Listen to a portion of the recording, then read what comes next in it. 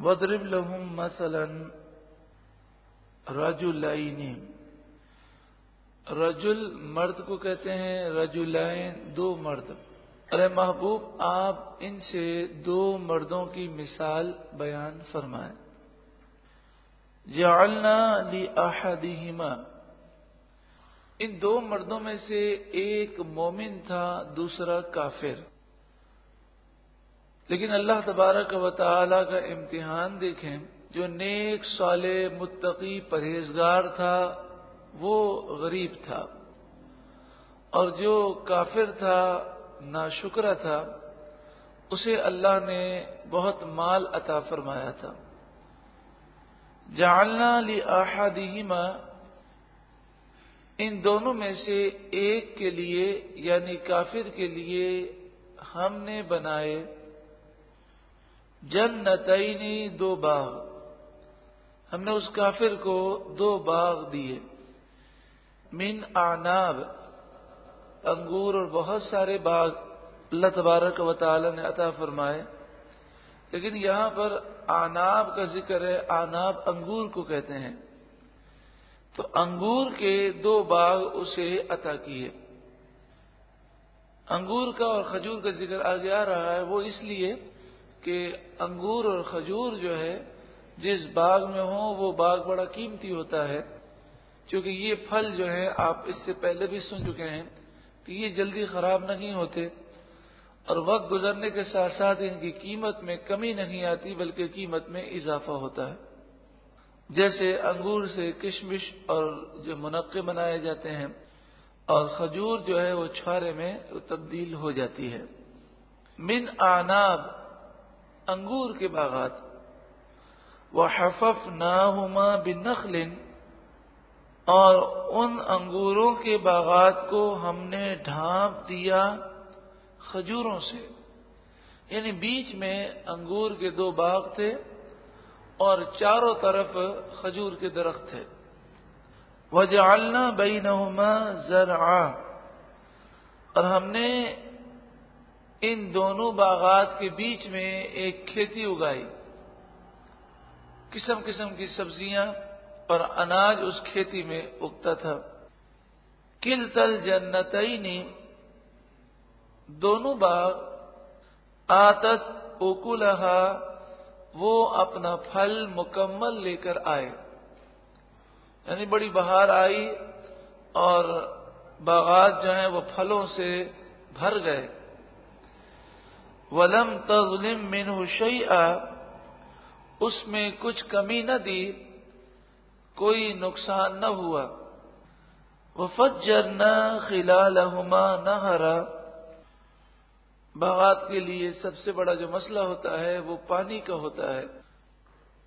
تو جس طرح آپ نے پہاڑوں میں دیکھا ہوگا کہ پانی جو ہے وہ چشموں سے بہتا رہتا ہے، آبشاریں بہتی رہتی ہیں، تو ایسے ہی ایک آبشار اس کے باغ کے درمیان سے گزرتی تھی۔ وَفَجَّرْنَا خِلَالَهُمَا نَهَرًا، اور ہم نے ان دونوں باغات کے درمیان سے نہر کو جاری کیا، پانی کی بھی کوئی کمی نہ تھی۔ وَكَانَ لَهُ ثَمَرٌ، اس کے علاوہ بھی اس کے پاس پھل تھے، یعنی کھجور اور انگور کے علاوہ اور پھل بھی تھے، اور اس مال کے علاوہ اور مال بھی تھا، سونا چاندی مکانات زمینیں، بہت کچھ مال اللہ نے دیا۔ فقال لصاحبہ،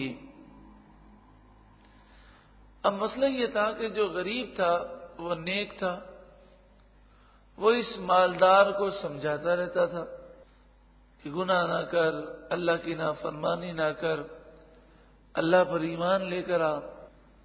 تو وہ بار بار یہ کہتا تھا کہ تو اتنا نیک ہے، تیرے پاس تو کھانے کے لیے نہیں ہے، اگر میں غلط ہوں تو اللہ نے مجھے اتنا مال کیوں دیا ہے۔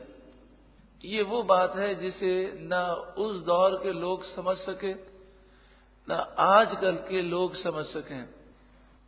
وہ بار بار یہ کہتا تو غریب ہے، دیکھ تو اللہ کا کتنا فرما بردار ہے، کتنا تو نیک ہے، لیکن اس کے باوجود دیکھ تیری مالی پوزیشن کیا ہے۔ اگر میں غلط ہوں تو پھر مجھے اللہ تعالیٰ نے اتنا مال کیوں دیا ہے؟ فقال لصاحبه وهو يحاوره، تو اس نے اپنے ساتھی سے بحث کرتے ہوئے کہا، یعنی کافر نے کہا، انا اکثر منک مالا، میرے پاس تجھ سے زیادہ مال ہے، واعز نفرا، اور میرے پاس آدمیوں کا لشکر ہے، نوکر چاکر ہیں، ودخل جنتہ، وہ اپنے باغ میں داخل ہوا، وہو ظالم لنفسہ، اس حال میں داخل ہوا کہ وہ اپنی جان پر ظلم کرنے والا تھا، گناہگار سیاکار۔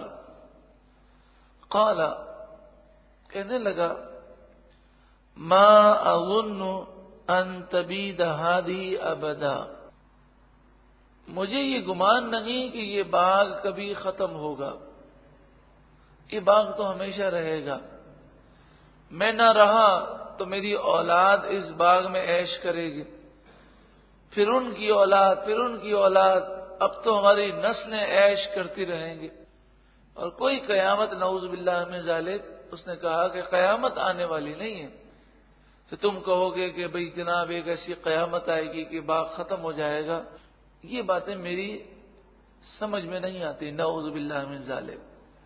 جس طرح آج لوگ شریعت کی باتیں سن کر کہتے ہیں بھئی ہماری ناقص سمجھ میں، ہماری ناقص عقل میں یہ باتیں نہیں آتی، تو آپ کی عقل ناقص ہے، اس کو کامل کرو نا، کیوں سمجھ میں نہیں آتی؟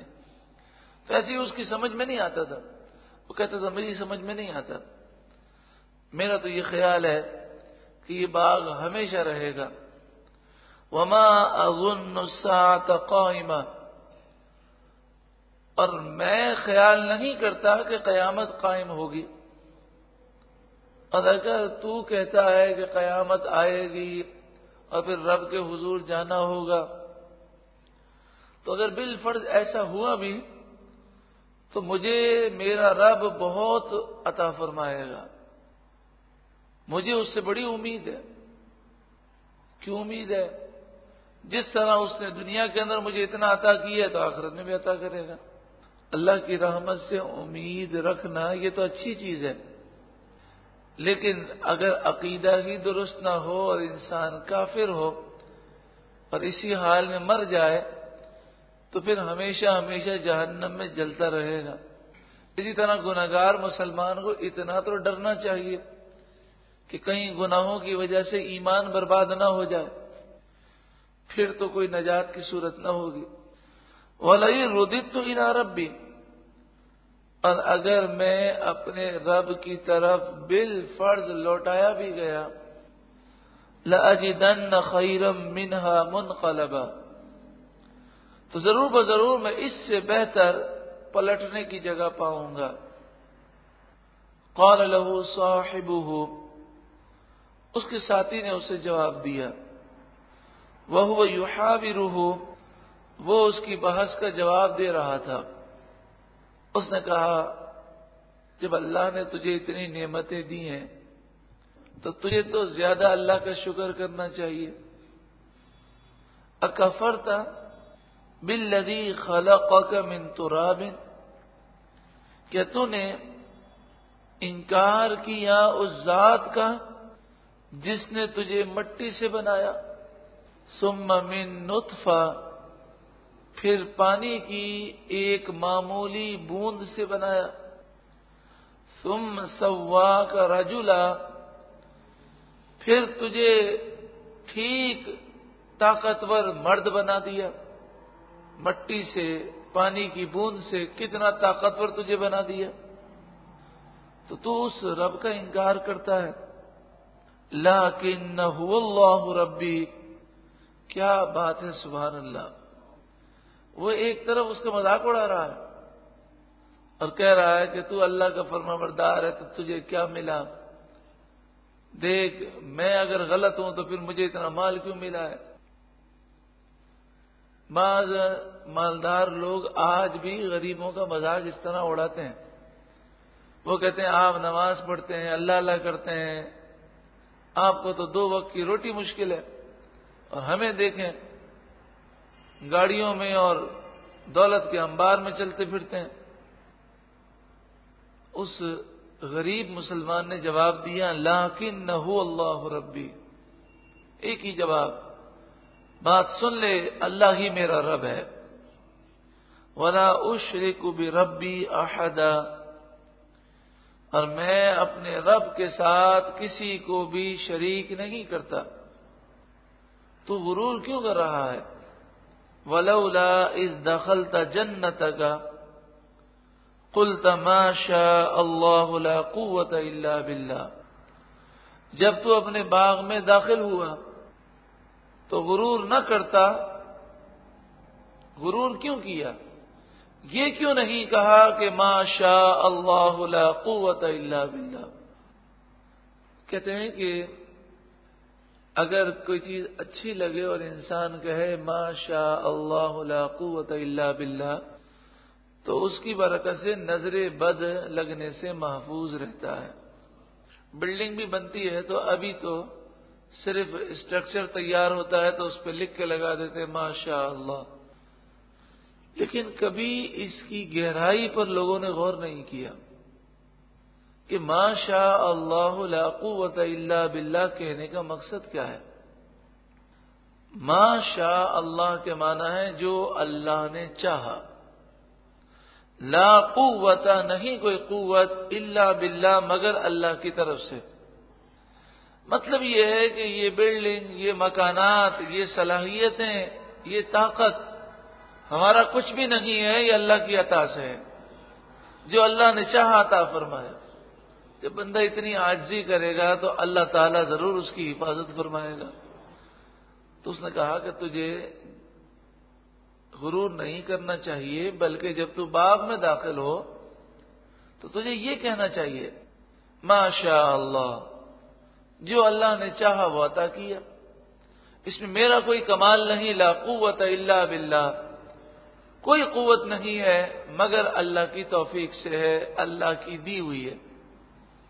ان تغنی انا اقل منک مالا وولدا، اگر تجھے یہ لگتا ہے کہ میرا مال اور میری اولاد تجھ سے کم ہے تو یہ دنیا کی زندگی بڑی مختصر ہے، ان قریب اللہ تعالی مجھے بہت مال اور بہت اولاد اور بہت نعمتیں عطا فرمائے گا۔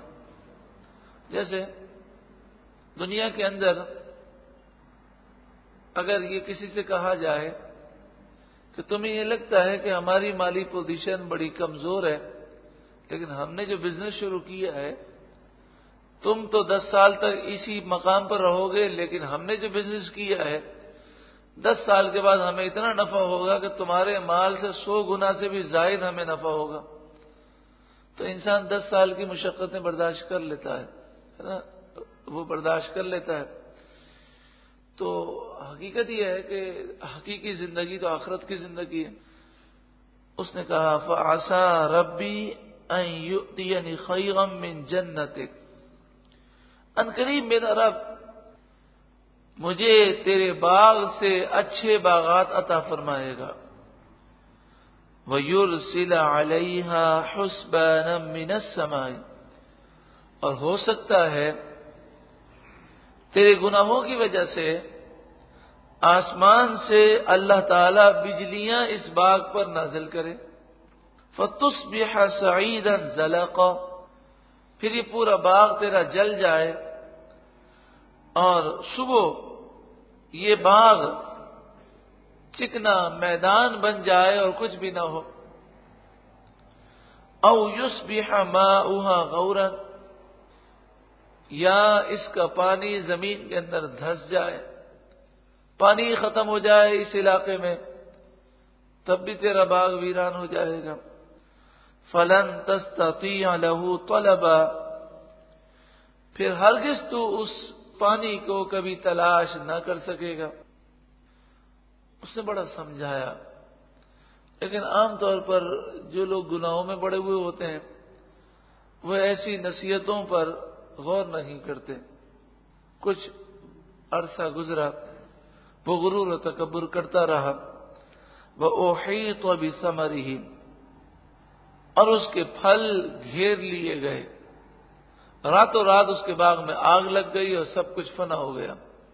فأصبح يقلب كفيه على ما أنفق فيها، تو وہ صبح ہاتھ ملتا ہوا رہ گیا اس افسوس پر جو اس نے اس باغ میں خرچ کیا. ساری زندگی کی محنت، مشقت، سارا سرمایہ سب وہ مٹ گیا. وہی خاویۃ علی عروشها، وہ باغ اپنے چھپڑوں پر گرا ہوا تھا. کیونکہ یہ انگور کا باغ تھا تو انگور کے لیے وہ چھوٹے چھوٹے وہ بناتے ہیں چھپڑے، تاکہ انگور کی بیلیں جو ہیں اس کے اوپر آ جائیں اور انگور خراب نہ ہو. تو وہ سب گر چکے تھے. وَيَقُولُ يَا لَيْتَنِي لَمْ أُشْرِكْ بِرَبِّي أَحَدًا، اور وہ کہہ رہا تھا ہائے افسوس، کاش میں نے اپنے رب کے ساتھ کسی کو برابر نہ ٹھہرایا ہوتا. وَلَمْ تَكُنْ لَهُ فِئَةٌ، اس کے پاس کوئی ایسی جماعت نہ تھی يَنْصُرُونَهُ مِنْ دُونِ اللَّهِ، جو اللہ کے مقابلے میں اس کی مدد کرتی، اللہ کے عذاب کا وہ مقابلہ کر سکتی. وَمَا كَانَ مُنْتَصِرًا، اور وہ اللہ سے بدلہ بھی نہیں لے سکتا تھا. هُنَالِكَ الْوَلَایَةُ لِلَّهِ الْحَقِّ، یہاں یہ بات کھل کر ظاہر ہوئی کہ سارا اختیار تو اللہ ہی کے پاس ہے. سچا اختیار تو اللہ ہی کا ہے، وہ جو چاہے وہی ہوتا ہے. هو خیر ثوابا و خیر عقبا، وہی بہترین ثواب دینے والا ہے اور وہی بہترین انجام دینے والا ہے. جب انسان بے بس ہے، وہ جو نہیں چاہتا لیکن ہو جاتا ہے. انسان بیمار نہیں ہونا چاہتا مگر بیمار ہو جاتا ہے. وہ پریشان نہیں ہونا چاہتا مگر پریشانیاں آ جاتی ہیں. وہ بوڑھا نہیں ہونا چاہتا لیکن بڑھاپا آ جاتا ہے. وہ غریب نہیں ہونا چاہتا لیکن غربت آ جاتی ہے. وہ مرنا نہیں چاہتا لیکن موت آ جاتی ہے. جب انسان بے بس ہے اور وہ جو چاہتا ہے وہ نہیں کر سکتا تو پھر کیوں اپنی چلاتا ہے؟ وہ اپنی خواہشات کو رب کے حکم پر قربان کر دے تو پھر کیا ہوگا؟ حضرت شیخ عبد القادر جیلانی حضور غوث اعظم رضی اللہ تعالیٰ عنہ الفتح الربانی میں فرماتے ہیں کہ تو اپنی خواہشات کو رب کے حکم پر قربان کر دے اور رب کا ہو جا، پھر جو تو چاہے گا رب وہی کرے گا. اللہ تعالیٰ ہمیں عمل کی توفیق عطا فرمائے.